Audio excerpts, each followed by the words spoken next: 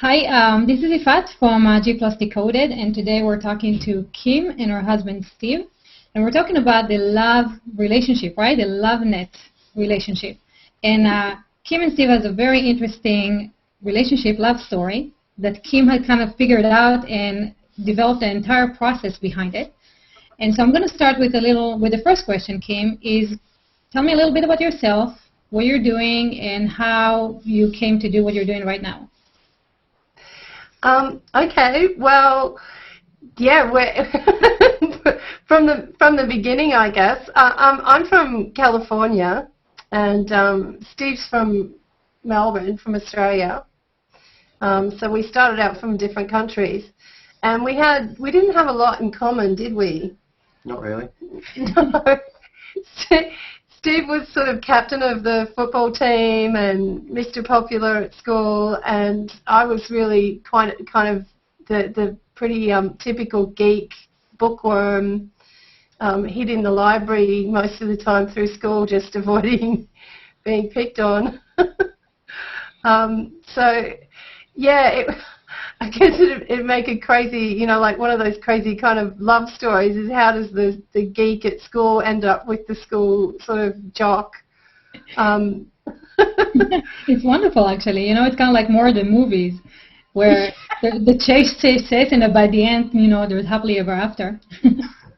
Yeah, the middle bit took a long time. But we did find the happily ever after. On a business sense, I guess what we did have in common is that we both grew up with families who had small businesses, even though those businesses were quite different. My father was a doctor, and he ran a family practice, which was our family's business. And Steve, your family had an advertising agency. That's right. Yeah, they were very small time, but an individual private enterprise, my mum likes to call it. She's in private enterprise, so that was our background. Yeah, and looking at your list of questions, on the business side of what we do, we figured out that both of our early experiences in work was actually working for other private businesses, small businesses that were, quite solid and successful businesses that were fairly honest and well-grounded. I read through that list of questions. I think the biggest mistake that I ever made was actually going to work for a big corporation. I thought it was a lucky break, but... Why do you say that? Well, our business, we were both on contracts for, it was a very big corporation, one of the biggest corporations in Australia. And I guess we just weren't really ready for that. Having had a background in small business where it's all pretty honest and straightforward what you do and what you get paid for what you do, we just found the corporate world completely just indecipherable and unmanageable. You mean too much bureaucracy, or? Sorry? Too much bureaucracy, or it's a little, or like people rather than a small business? Too much dysfunction, I think. It wasn't really straightforward what we were being asked to do. It wasn't really that straightforward what we were being paid for. I was paid to be doing research, but they sort of, pretty much had decided what they wanted me to find before I even did the research. It was a different world, I guess, from small business, I guess, is where we both feel comfortable because that's, I guess it's the one thing we did have in common, even though in other areas we didn't have, so much in common. And you've been together for how long now? Close on. Yeah, we're about to hit 20 years. So, wow. Yeah. Wow. It's been so all of our lives almost. That's a long movie. Yeah, that's right. Yeah, that's right. There's a long, boring bit in the middle. Well, I don't know. There's a little bit of excitement there in the middle, right?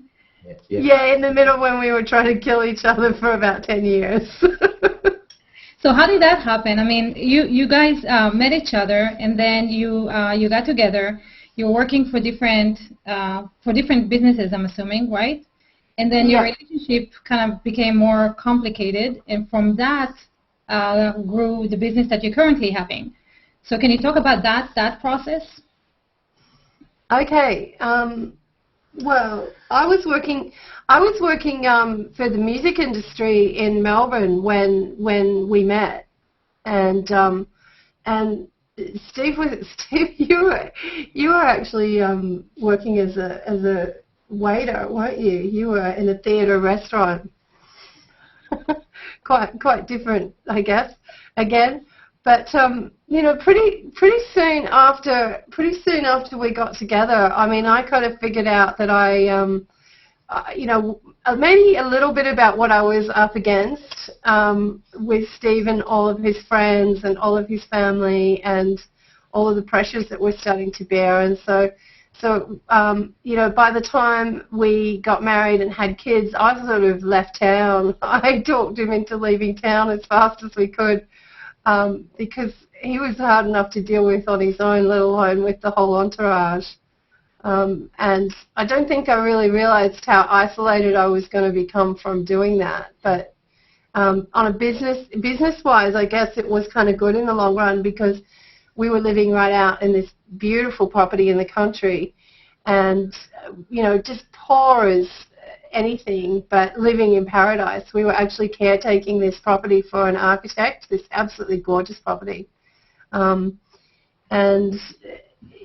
where I started learning graphic design skills, and I really started picking up my skills because I had a lot of time on my hands. That was where our first business together kind of started and it was basically, doing graphic design. And I'm sorry, go ahead. Well, just as our clients started wanting websites, we moved into website design. And, but I'd also had a background in the music industry where I'd worked in product development.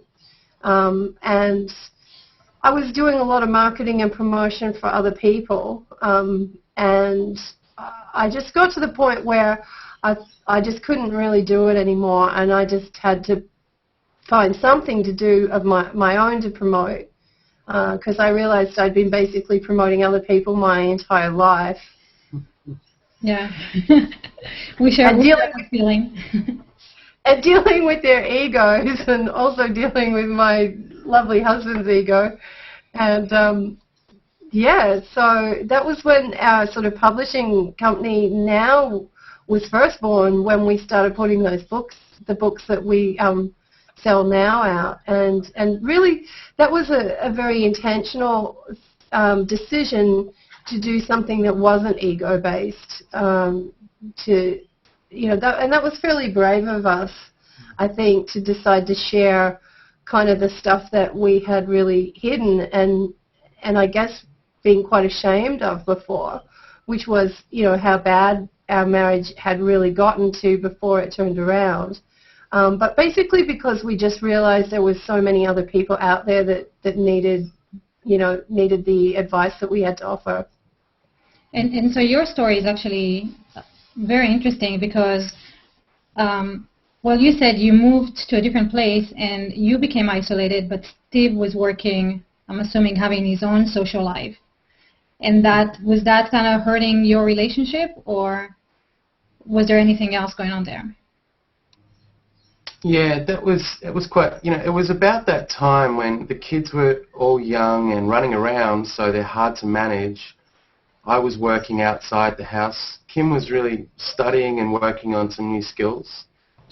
But at that point, it was really evident that, to me, for me as the man in the family, there was a lot of people outside that I was allowing to talk to me, get in my ear, as we say.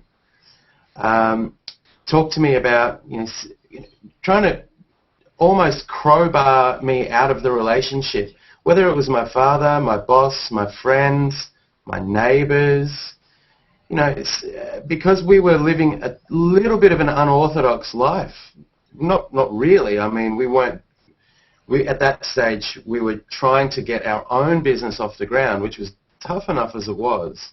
But we really had, we had an understanding that we wanted to work together. I think that's fair to say, isn't it, Kim? We wanted to work together, but it was almost impossible, particularly because I was working outside of the family, getting paid work outside, just simple labouring stuff, nothing special, just to keep the money rolling in.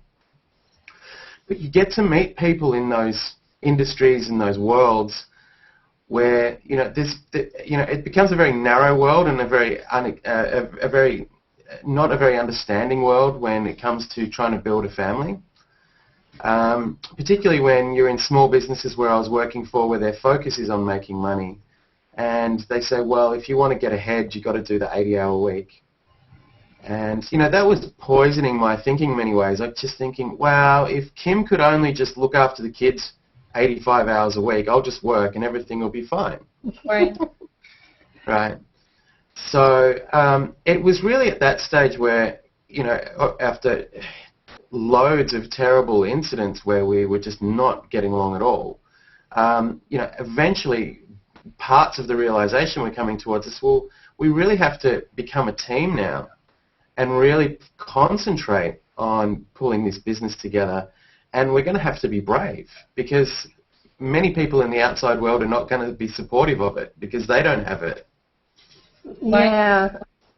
Oh, that's just so true. If I can just comment on what Steve has said. And, I guess we've really realized that now that we do have a fantastic relationship and we are a team, is still how many people that are out there that are just really very, very jealous about that and very, very bitter about the fact they haven't found that themselves. And we don't run into it too much in our close personal life because we're pretty good at setting boundaries now. But we just really the amount of abuse and criticism that we cop online from people, and I guess in the beginning it hurt, but now we're actually so used to it that I've actually come to understand that those people are really hurting, and they look at what we've got and they just go, this can't be real. It's just got to be a fairy tale. These guys have just got to be hucksters. They've just got to be conning people. And, it's just amazing how vicious some people have been. Yeah. I don't think anyone, many people watching this, people who will watch this, know your story. And they don't know where you started, what you went through, and now where you are. So can you talk a little bit about that? Yeah, okay. It's a little bit of an embarrassing story, but it's a story that we've come to realize has helped so many people now that we don't mind sharing it. And I mean, basically, I got to the point where I had been seeking help for basically domestic abuse. It wasn't the first time, maybe even the third or the fourth time. Because the fights that we'd been having, had become violent. That's how bad our relationship was. I was extremely isolated. I had, Steve was very, very good at charming everybody and convincing everybody that it was all my fault. But I really couldn't figure out how that could be because I was really 100% committed to our relationship, and I was the one trying to make it better and make it work, and he really didn't seem to be doing that. So anyway, in my long search to try and find help, I basically ended up discovering that Steve had the symptoms of narcissistic personality disorder. Now, the people who told me that were basically trying to convince me that I really had to divorce him. They were trying to say, he's some kind of monster and you just have to leave. But I guess it had the opposite effect on me because, as Steve says to our kids, he says, whatever you do, don't tell Kim she can't do something. Awesome. Because I'm an extremely determined person. And also having grown up in, with a family who ran a doctor's surgery, I just couldn't, this idea that because somebody had a disorder, you had to leave them was just crazy. I was just going, no, that's not right. Diagnosis is 90% of the cure, and so, hey, this should be good. I know what the problem is now. But as I started researching and looking, it just got more and more dire, and everyone was saying there's no cure, there's nothing you can do. And it was just really scary because, it got to where there was people, I was reading stuff that they were equating Steve with being like a psychopath. And I just kind of went, wow, what kind of horrible dark place have I got myself into? And anyway, luckily I had advice from a few people.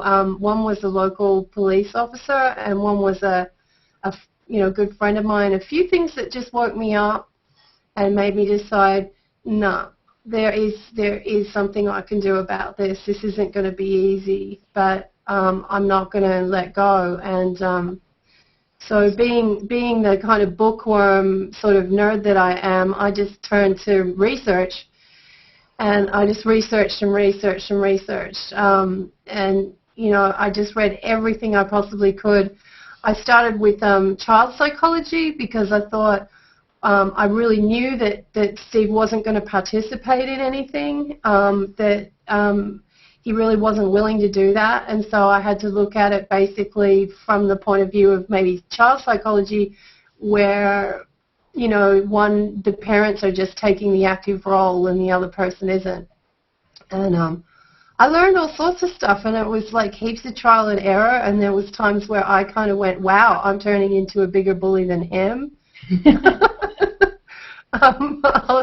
I'll admit that happened, but it was a happy ending in the end, and I think we've now got probably one of the best marriages that I know of.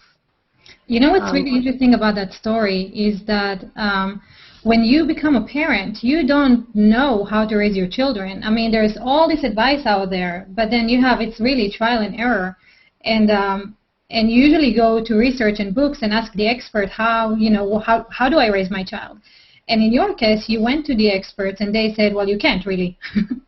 There's no way that you can do it, right? Give up this, give it up. And you kind of like found your own way of being a parent and a wife and a friend.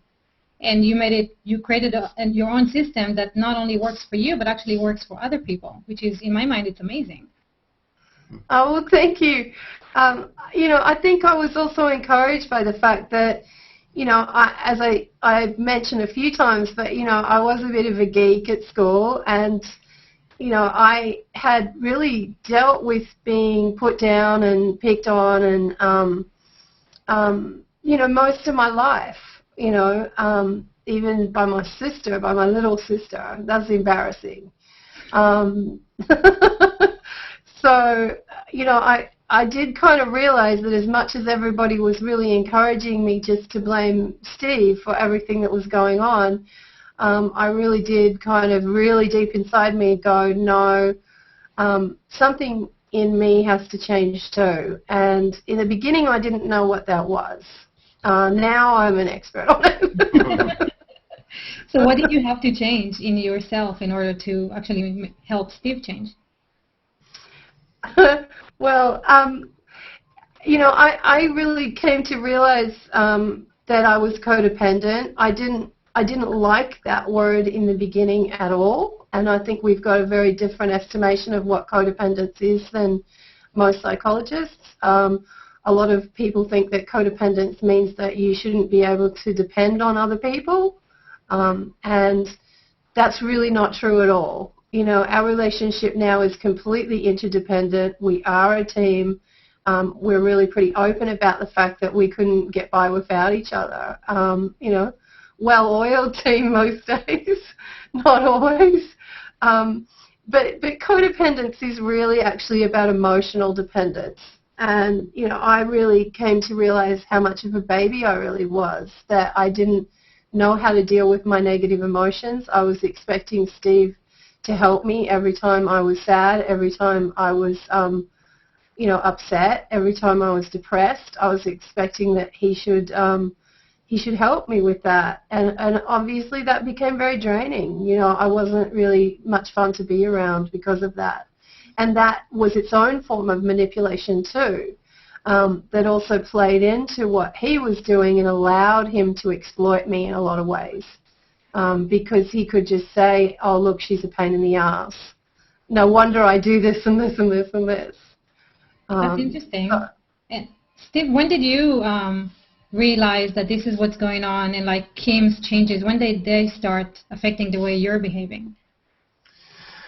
Well, that's whenever I get that question every day on our email service, and I'll answer it and try and answer it well. It was a series of events, a sequence of events that really, the realization, and in many ways the realization's still kicking in for me, because I'm a bit young and stupid, and it takes a little while for me to understand things. But really, it was a series of events. There was no particular shining moment when the penny dropped. But I mean, the theme of the understanding that I have now is that I have to trust Kim, my wife, above all else, and I have to build trust with her so she can trust me as well. And that's really the most common theme and the best bit of advice I could give any guy, because as I was saying before, there's so many people that will try and erode that sanctity of your relationship with your wife, particularly on the superficial level out in society. You do get people, men generally, trying to, on a superficial level, they're trying to build rapport by making jokes about how much of a ball and chain your wife is, right? Okay, well, we get a lot of that in Australia. We have a different kind of humour. It's more sarcastic than the US has. So there was a lot of that going on, eroding my confidence in my relationship. And I mean, that's just insane, because it's really difficult. As Kim was saying before, we have a fantastic relationship now. But it's only because we're extremely vigilant about influences from the outside world. So I guess to answer your question, really I put up a wall around our home of people that come into our house that I need to make sure that these people are not in that space where they're trying to erode my confidence in what I've got. And I guess, it's about leading with the front foot. It's about leading the charge. So I have to, in many ways, protect Kim from that as well as protect myself. And in that I'm protecting the kids.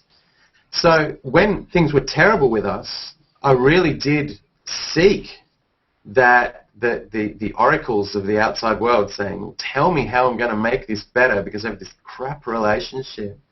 So tell me, what do I do? I need to make more money. What I need to, get a mistress. I need to be boozing and gambling more. What is it? What do I do? What is it? And there's always people that will lead you the wrong way. So it's really about establishing some boundaries for yourself and for your family. And I mean, it took me a long time to realize that. Now, there's also the added problem that I've had where my family, my father in particular, he's not a very good influence on me. And he seems to think that, family is all based around him. He hasn't quite got to the idea that I've got a family, 3 kids, a wife, we've been together 20 years. We're the family now, Dad, not you. So I have to set a boundary with him, and that hasn't been easy either. So I'm hearing a lot of things in what you're saying. At the beginning, Kim was saying that her research is actually how to become a parent to a child who doesn't want to be raised.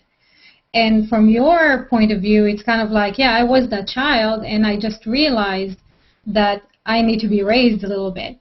And I'm wondering, what is it? Because most men, like you're saying, they know what they need to do, right? And they're going to go and do it, and they don't need another mother. And so it's really amazing how that process happened for her to be a mother, but turn from the mother to the wife and to the friend that you now have. How did that work for you? Well, Kim did all the work with that. I was the passive partner in that process. So it was through a series of look, I guess one of our books is based on the 4 pillars of what we teach: limiting abuse, learning your own emotional independence and your own emotional competencies, learning how to build a better attachment with your partner, and also how to fill the gaps that we all have. We all have development gaps, whether it's on an emotional level, whether it's on a practical level. So they're the four sort of themes. Now, Kim goes into it in the book about how you need to understand those four themes and how you need to apply them all at the same time. It's almost, you know, it's a recipe with four different ingredients, but you have to apply them all at certain times and not go too hard with one and not go too soft with the other. And that's why we've created it as a workbook, so that you can actually, you know, keep track of what you're doing and what you're not doing, which sort of sounds complicated, but you know, one thing that our program has that I think, you know, I'm really proud of and I think is really different than most marriage advice programs is it's not about changing anything in the heat of the moment, because it just doesn't work. You know, the only thing that you learn to do in the heat of the moment is disengage. And, you know, that's really, we're quite the opposite of really what psychology's been telling people for 50 years, and that's, you know, you've got to talk more about your feelings. Well, you know, sorry, but I say hogwash. You know, most of the time I'm actually teaching people how to disengage from non-productive conversations that aren't going to go anywhere, because there's just no point in involving yourself in that. And how to do that and keep your self-respect and actually not reject the person.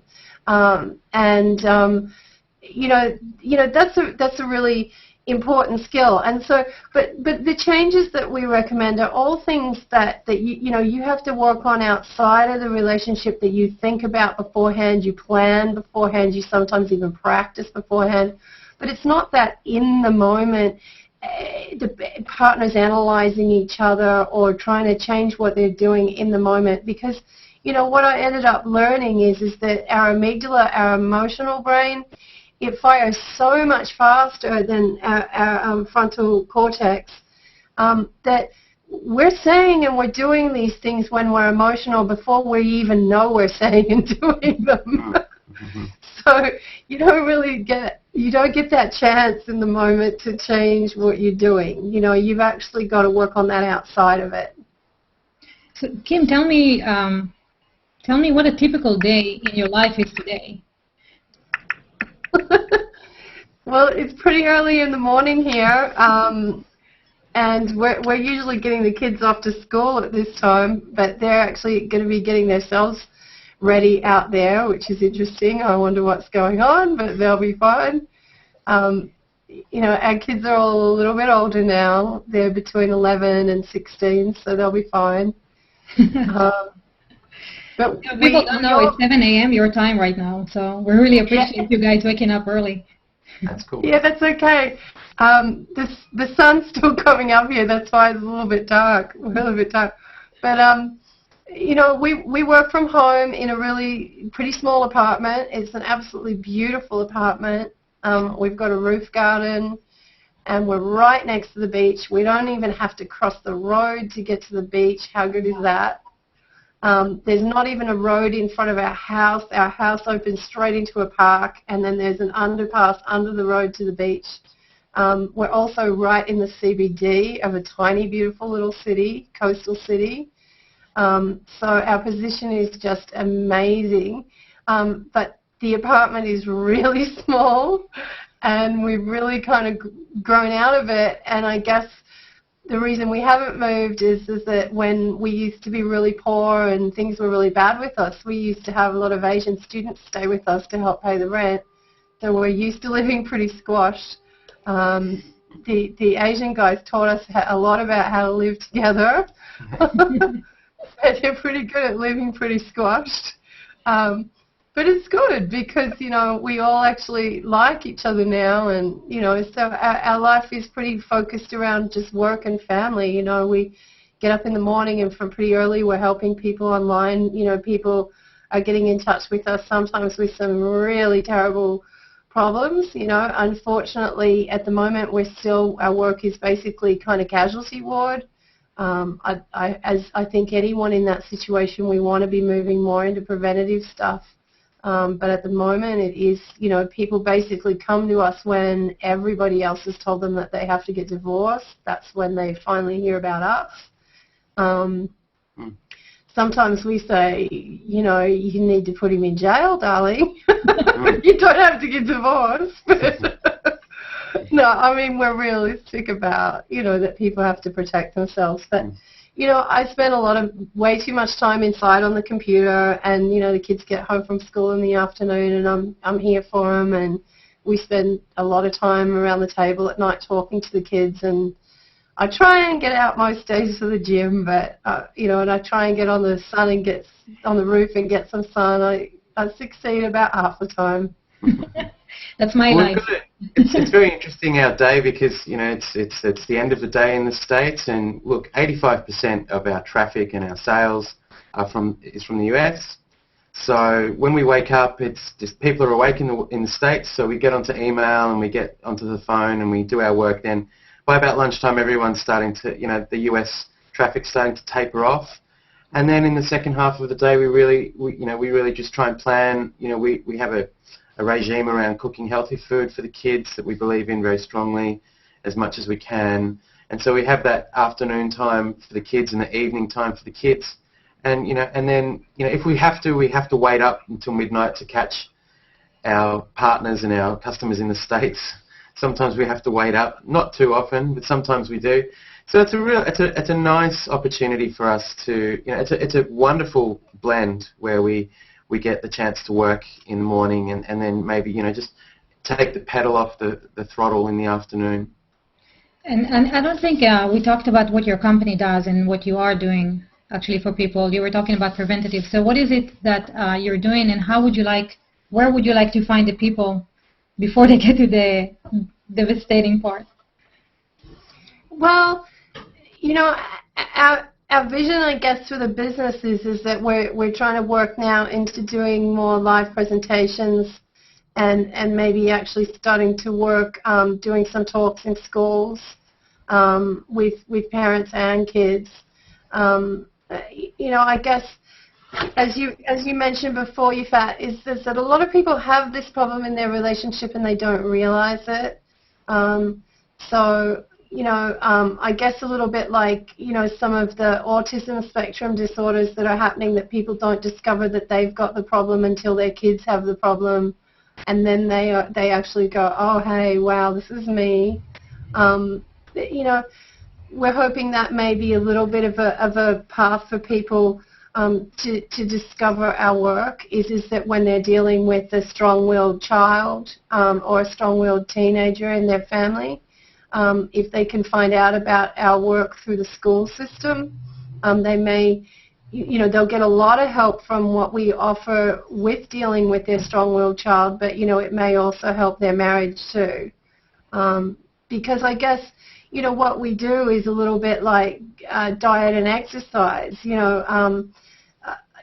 We find it hard to believe, I guess, but, it was only really back in the 50s and 60s that people didn't really even know the importance of diet and exercise. That's been now made popular, and we understand a lot more about what we need to do to keep our bodies healthy. Well, I think the same revolution's really needed in terms of mental health. Really the program that we offer is just about good mental health practices, good relationship practices, how to keep your relationship strong and healthy, because they really are the foundation of your sanity and of good mental health. And at the moment, it does become frustrating because there doesn't seem to be very much awareness of that at all in the world, and there's an awful lot of TV shows and just everything out there that's actually counterproductive towards that. So we just like to really keep working on building up our multimedia resources of having, more movies and docos and surveys and just every kind of tool imaginable that people can engage with to start learning some of these things, and to start learning that at the moment their instincts may be actually completely wrong. Just like your instincts about hey, that piece of chocolate cake looks great and I'd love to just sit on the couch all night, seems like a really fantastic idea, but we actually know now that's not good for our health. There's some similar things in the emotional realm that really do seem like good ideas to people, but they don't work. Like making ultimatums to get people to change, or trying to change what people are doing from getting angry at them. It's easy to reach out for and think it's going to work, but it just doesn't.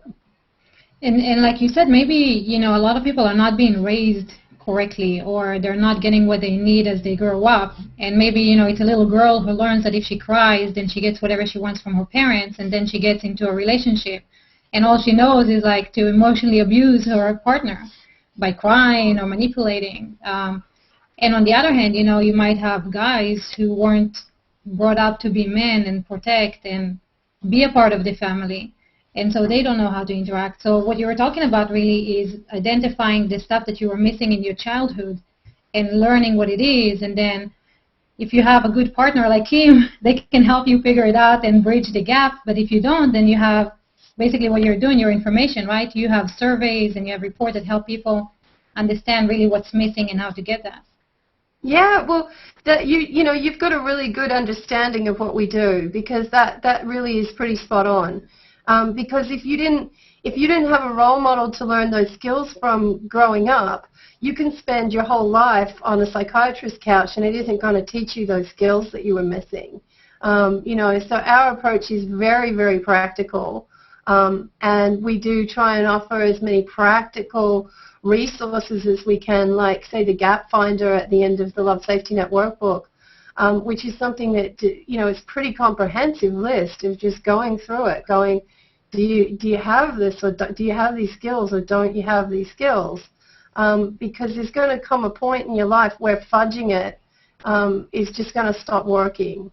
There's also the problem too where what Kim and I try and do with our business is we try and be a good role model. Be good role models, a good example for families and for couples. So often we experience where people, not in all families, but in a lot of families, there's more family interaction going on the television, within sitcoms, etc., than there is going on at home.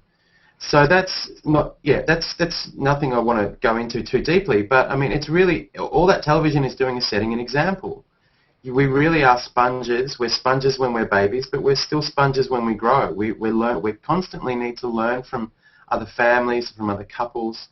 We constantly need that. Now, there's not a lot of that, and you guys probably know that television's based on it. It's a lot of cynicism within sitcoms, particularly. It's almost, I know a lot of American people through our work, people from the US. I find American people very straightforward, very on level, very earnest, very direct, lovely, charming people. But the American sitcoms that hit our airwaves here is the exact opposite. They're cynical, they're smart-asses. It's just awful. And here in Australia, there's unfortunately a lot of people that don't have contacts in the US. They think that all Americans are like that. They think they're all cynical, like Raymond, right? Or like Seinfeld or something, we know that those television programs set a tone within a family. So with our multimedia presence, what we try and do is, our radio show, for instance, it's just Kim and I talking, and it's only loosely scripted. So we really rely on the actual honest rapport we have with each other to get by and to actually set an example. And, sometimes I look like a bit of a dill, but that's only because I'm not actually listening. And but it's true, I can, it gives the other guys a chance to say, hey, well, I can look stupid too. And that's really important. And it's getting back to what I was saying earlier, and I won't go on about it too much. But, the guy in the family needs to look he needs to have egg on his face a bit. And I spent the first half of our relationship trying to deny that there's any egg on my face. So you take yourself a little bit too seriously, maybe. That's it. Humor is important, right? It's one of the glues of our relationship. So you guys are trying to be role models, and there are comments here in the chat, like David was saying, that the Western society is changing. They're changing the traditional roles. And, you can even take it to times where a man doesn't even know how to behave. Some women, when they go out on a date, they're going to split the bill. Or if a man opens the door for them, they might get offended. And it's very, because I'm a feminist, I can take care of myself, I don't need that kind of stuff. And it's very difficult to know really what's expected of you and how to behave in a relationship where the role's always changing. There was an article in Time magazine this week saying, women are going to out-earn their husbands, and how is that going to change society? And so I'm thinking that you guys are living right now, and you give advice from your own experience as you live it, and that's a great role model to anyone who's participating in any program with you, because you guys can give accurate advice. Well, I think, what comes to mind when you're saying all of that is something that, I'm talking to people about a lot, and that is when they find us, the biggest issue that they've usually got is that they can't trust their partner, and they're looking to build more trust with their partner. How can I ever trust him again? How can I ever trust her again? And I kind of turn them around and I say, well, maybe you're asking the wrong question, because the most important person for you to be able to trust is yourself. Can you actually trust yourself? And this is what, us teaching emotional intelligence is about. What do you do when you're at your worst? How do you react when you're provoked? How do you deal with your own anger? How do you deal with your own depression?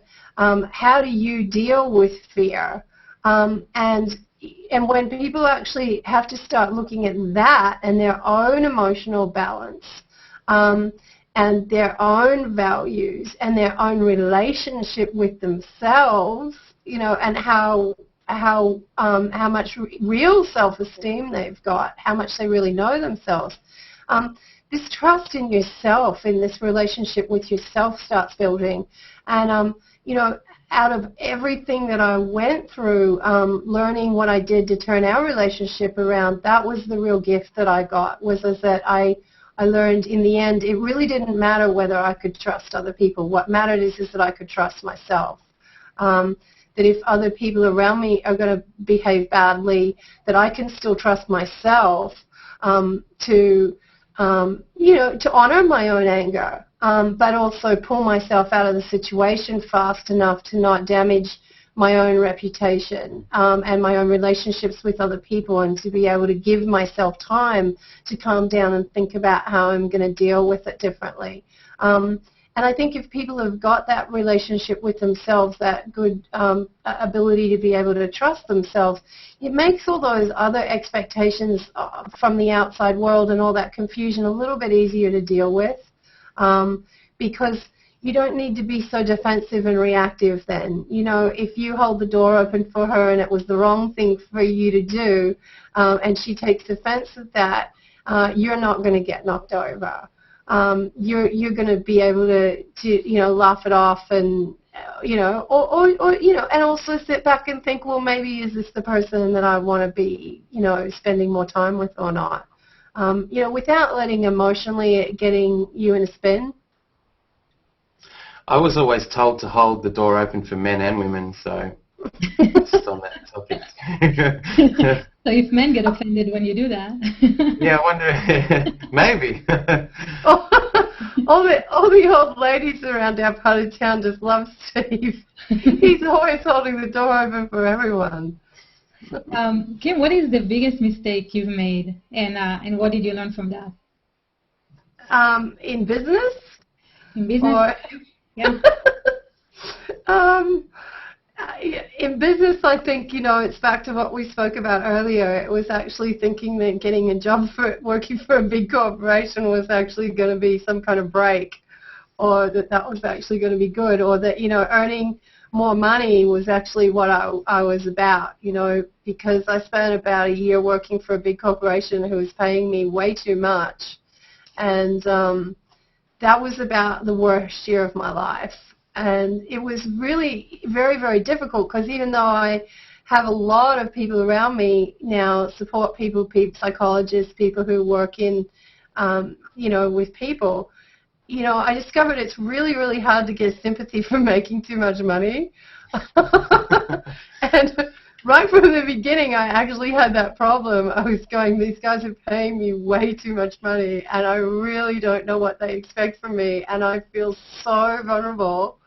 And I was right to be scared because, they really hurt us in the end. And, but people weren't very sympathetic about that. So, I guess I just, that was a mistake, is to just buy that idea that, more money is always better, or the bigger corporation you're working for is better.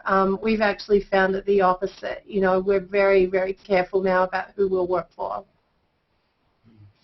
That's always important. The people, basically you're saying the company you keep, right? Whether it's personal or whether it's business, it's important to be in the right company.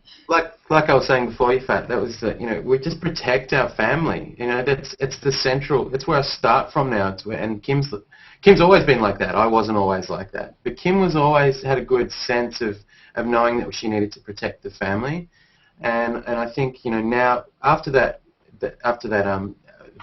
moment with the large corporation, the year we had with them, it was really after that where I think we decided, okay, we really have to just protect what's going on in our own family, because Kim was flying interstate for that job a lot, which is not what you enjoy doing. You don't like traveling on your own at all. And so, but that was happening, and it was almost like I look back on it and I think I should have just intervened. And now, but I've learnt from that now that there's no way we're going to set our sights on anything like that again. Everything has to be based on us. We've been fortunate that with Kim's marketing skills and with Kim's ability to comprehend and put stuff into paper and into multimedia, people are getting some positive, we get a positive response from people understanding it. So we're lucky in that sense because Kim's got the skills, but we're also trying to set an example on that level with business of saying, even from your business, not just your family, you have to keep it all as solid as a rock, because, there's people out there that don't care. Yeah. Not because they're bad people, but they just won't care. And they'll make decisions that will leave you shortchanged. Yeah, we really turned it around, and I think, a lot of the world is they're giving their best to the outside world, and they're putting on appearances for the outside world, and they're giving their worst to the people at home. They're giving the people at home their exhaustion and, their worst behavior. And, we really encourage people, to follow the example of what we've done, which is really turn that around. We now give our family the best, and we're pretty cautious with the outside world. We're pretty cautious with who we engage with and who we bring in, and we certainly don't run around doing too much of a song and dance for anybody in the outside world that we don't know too well, because, it's a tough world out there. You've got to be careful. You basically set your priorities straight. It sounded like before it was like either me or the business, and now it's us and it's the family. It sounds like a really big change of priorities on both your part, which what makes it work, right? Yeah. Absolutely. You got it.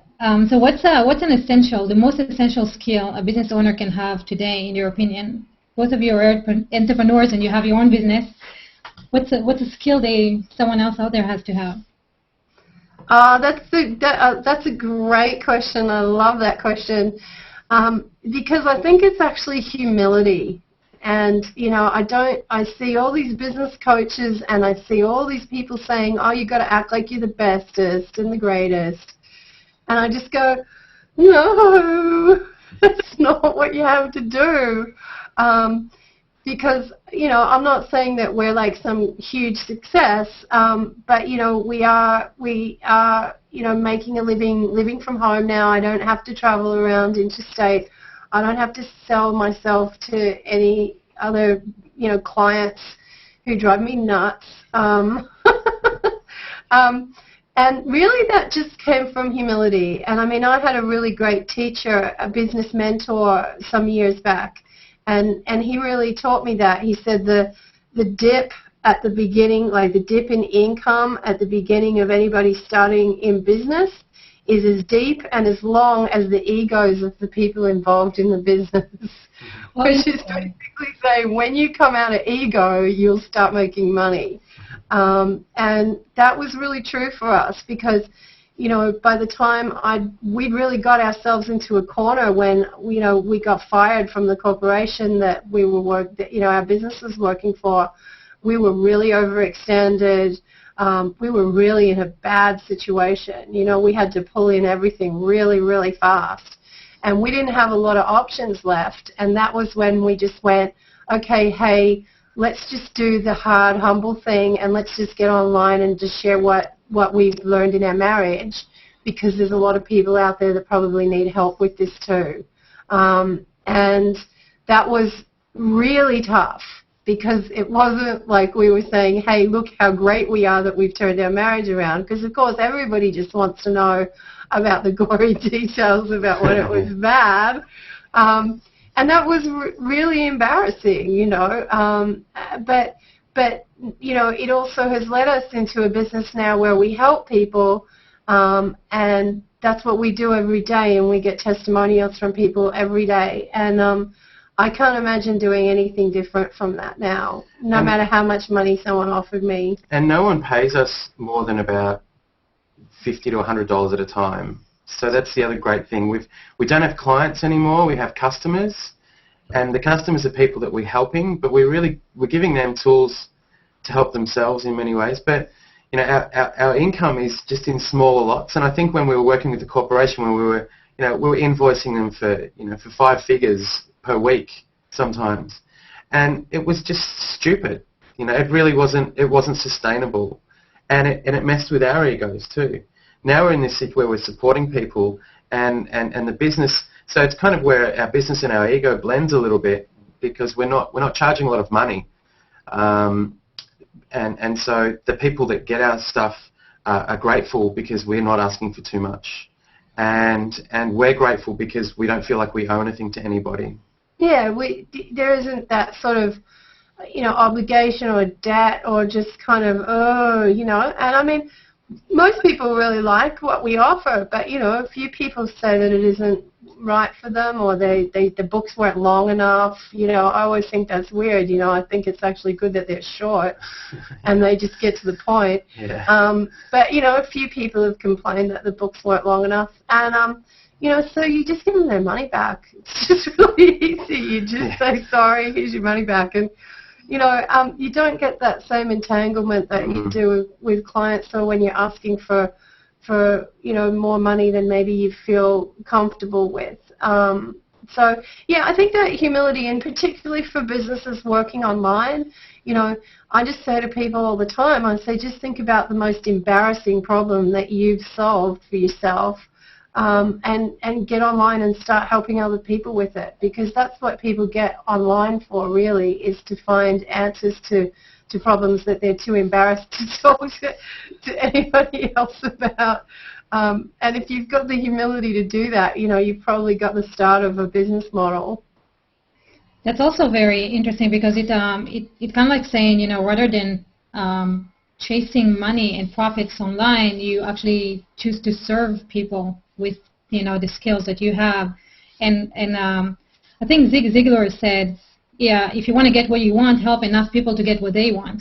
And it sounds like that's exactly what you're doing, which is great. So my next question is, like, who are your personal heroes? Oh, wow. Okay, well, yeah, I don't know if people in the U.S. will know of my personal hero, but it's John Monash, and even a lot of Australians, really, we've got a university named after him over here, and you know, he's on our currency, but, you know, most Australians actually don't know a lot about him either. But he was a really great capitalist. He was like an absolutely amazing man who, you know, at the time when they needed steel for building railways and building bridges in Australia, he was in the steel business. When his partner cheated him and left them in debt and walked out of the business. He worked for like 2 or 3 years to pay the debts back and then just got back on his feet again. When it was time to go to war, in the First World War in Australia, he had a military past already. Well, it's actually said of him as a general that if he hadn't been born, Germany would have won the First World War. He basically won the First World War, and he did it in a way that the British really didn't like at all, because they were really in the business of just getting in and killing as many people as they could. And John Monash really hated that. You know, he was really against the war of attrition. He used his head, and he was really smart man, smart planner. And you know, I don't know if you've got time for the story, but it's a great story of what he actually did. Is you know, they were using gas at this time, and people were really shocked about the Germans using gas, you know, poison gas. And so what he did is he went in, and they were on the Western Front. He was commanding troops right on the front line, and so they went in and they hit these guys on the front line with gas canisters for about like 3 days in a row, and with smoke canisters and gas canisters. So they got really used to this idea of, okay, this is what we're dealing with. And then on the 4th day, he hit them with just smoke canisters and no gas. So the German troops are still all lumbering around with their big, huge gas masks on and all this equipment, not realizing they didn't need it. While the Australian and US troops are just walking right through them with no conflict. You know, no one getting killed. There's just all this smoke everywhere. The enemy's in all this cumbersome gear. And so they just basically just walked straight through and just took, you know, and just broke through the line. And that was actually... That battle was actually basically the end of World War I, and not a lot of people talk about that. And there was hardly any lives lost at all in that battle. So he really, really clever man. And then he came back to Australia, and the Australians really didn't quite know what to do with him because he was just he'd become so great that all the politicians were really scared of him.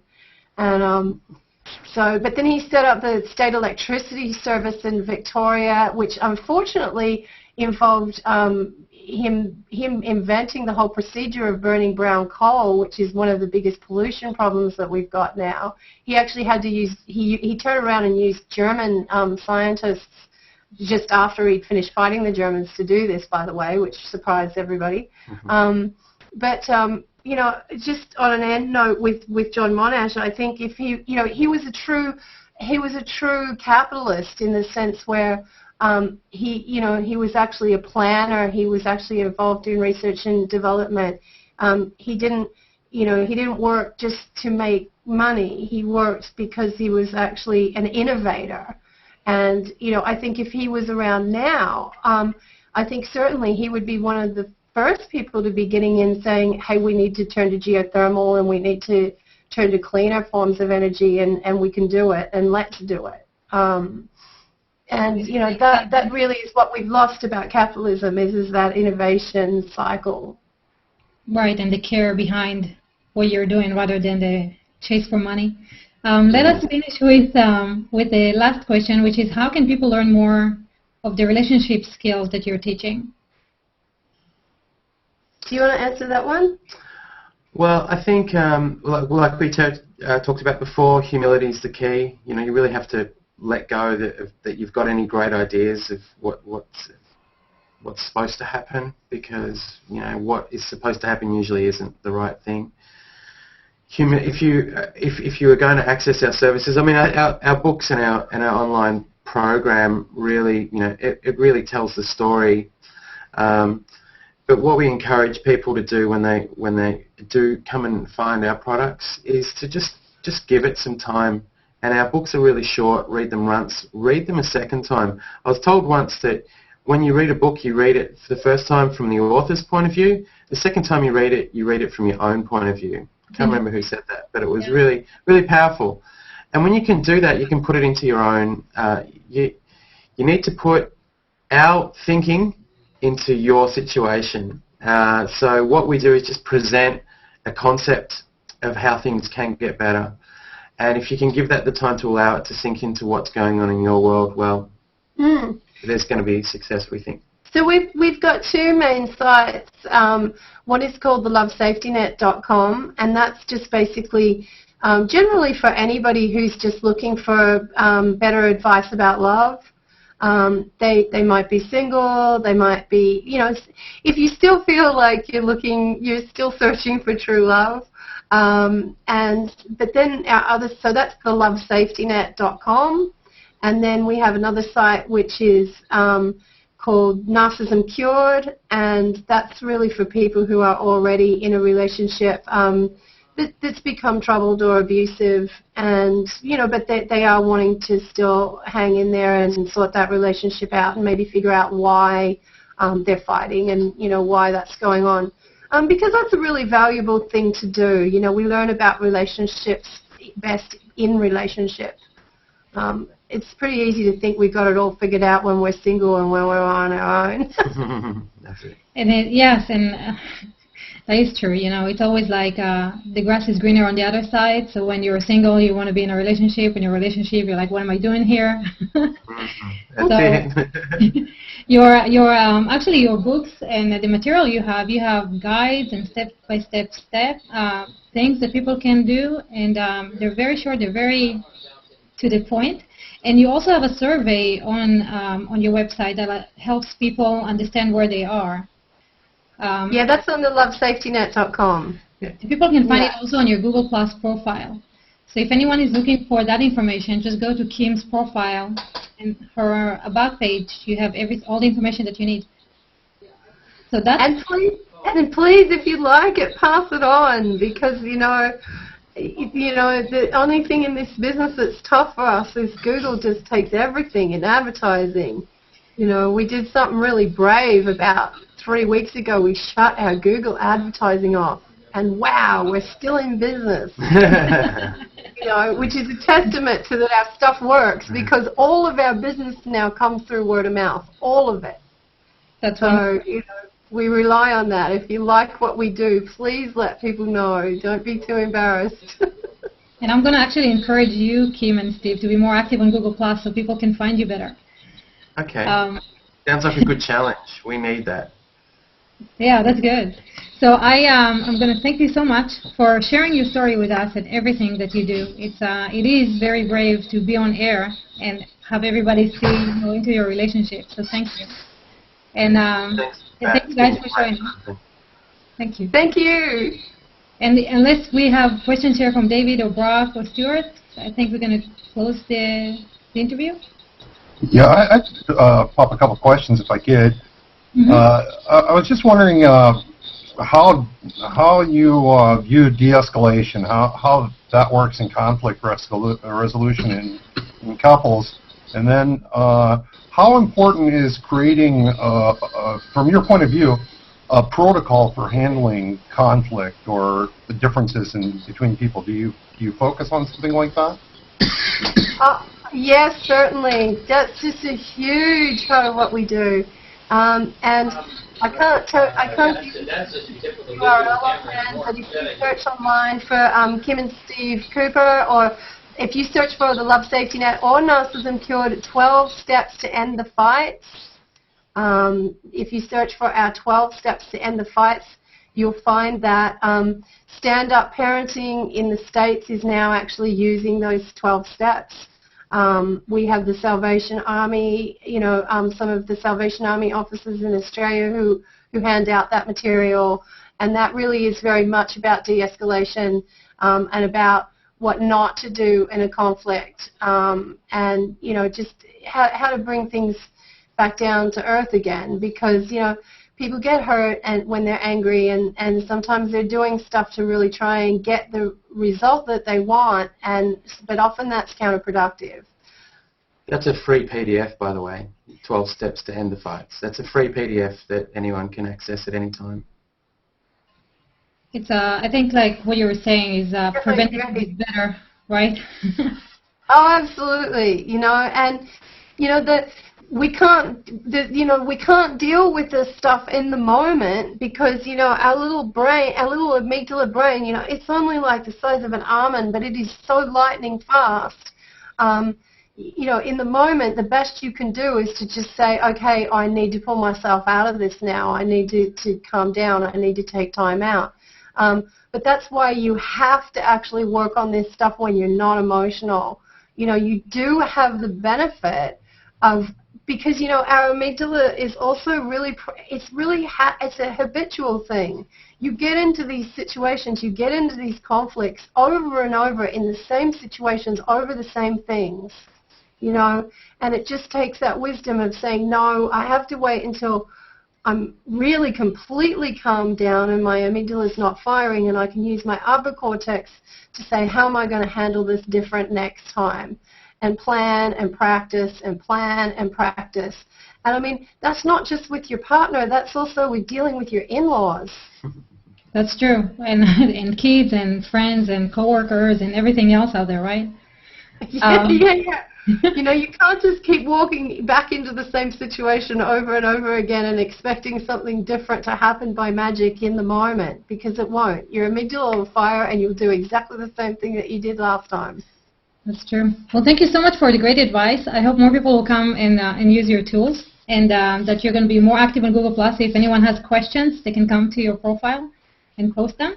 And And thanks again, and we're going to close this, and we're going to have Plus Talks on Tuesdays talking about, this is actually might be interesting for you, Kim and Steve. Doc has tested different social media. There's Facebook, Twitter, LinkedIn, and Google Plus to see which one has the greater return on investment for businesses. And he's going to bring, he found out that Google Plus is the one that has it, and we're going to bring the experiment and the results and their conclusions from that. So that's going to be Tuesday at 3 p.m. Central. 7 a.m. your time again. And if you can make it, we'll have it recorded. So thanks again, everybody, for joining us, and we'll see you next time. Thank you. Terrific. Thanks, Yifat. Thanks, everyone. Bye.